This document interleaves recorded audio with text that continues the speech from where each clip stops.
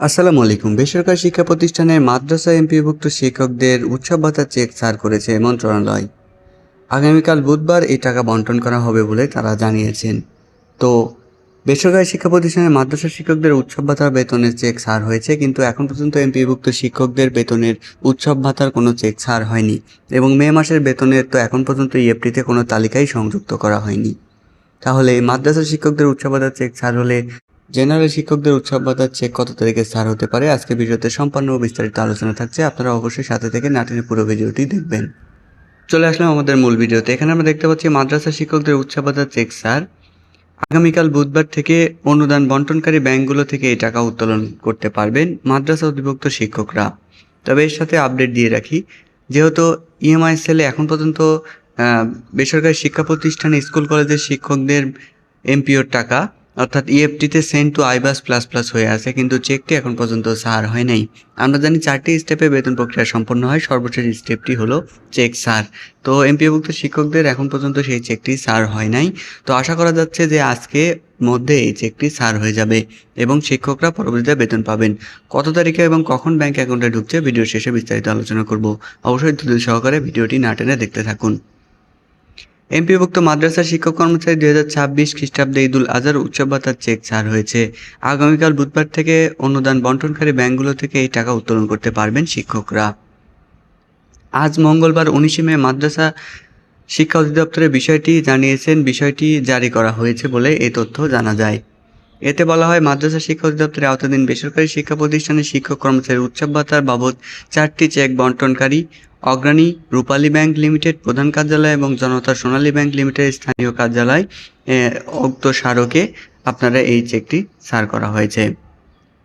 দেশের শিক্ষক কর্মচারী 19 মার্চের পর সংশ্লিষ্ট ব্যাংক থেকে উৎসব ভাতা উত্তোলন করতে পারবেন বলে তারা জানিয়েছেন। এমপিওভুক্ত শিক্ষকদের মূল বেতনের 50% এবং কর্মচারীদের মূল বেতনের 50% উৎসব ভাতা দেওয়া হয়েছে। তবে এখানে একটি প্রশ্ন থেকে যায়, সেখানে উৎসব ভাতা 50%, শিক্ষকদের যেখানে উৎসব ভাতা 25% বৃদ্ধি করে 50 করা হলো এবং কর্মচারীদের 50% পূর্বেই ছিল। এটি বৃদ্ধির এবং মন্ত্রণালয়ের পরবর্তী গেজেট প্রকাশের জন্য জোর দাবি জানাচ্ছি। অবশ্যই কর্মচারীরা আমাদের কমেন্ট বক্সে আপনার দাবিটি মতবাদ প্রকাশ করে যাবেন। মাদ্রাসা এবং কাওমি মাদ্রাসা এমপিও শিক্ষকদের উৎসব ভাতার চেকটি ছাড় হয়েছে এবং আগামীকালকে তাদের ভাষ্যমতে আগামীকাল থেকে আপনারা অর্থটি স্ব ব্যাংক অ্যাকাউন্ট থেকে উত্তোলন করতে পারবেন এবং আপনারা হয়তো আজকে বিকেলে বা আগামীকালকে শুরু থেকে আপনাদের ব্যাংক অ্যাকাউন্টে এই টাকাটি প্রবেশ করবে। এবং এমপিওভুক্ত শিক্ষা প্রতিষ্ঠানে স্কুল কলেজের এমপিও শিক্ষকদের এখন পর্যন্ত তাদের চেকের অনুমোদন হয় নাই। তবে বিভিন্ন তথ্য থেকে জানা যায় যে আজকের মধ্যে এই ইএফটির এবং চেকটি সার হতে পারে এবং স্বাক্ষর হতে পারে এবং চেকটি স্বাক্ষর হয়ে গেলে দেখা যাচ্ছে এমপিওভুক্ত শিক্ষক কর্মচারীদের আপনাদের আগামীকাল অথবা পরশু এই সপ্তাহের শেষের দিকে, অর্থাৎ এই সপ্তাহের শেষের দিকে বলতে 2টা অফিস রয়েছে, সেটা হচ্ছে বুধবার এবং বৃহস্পতিবার।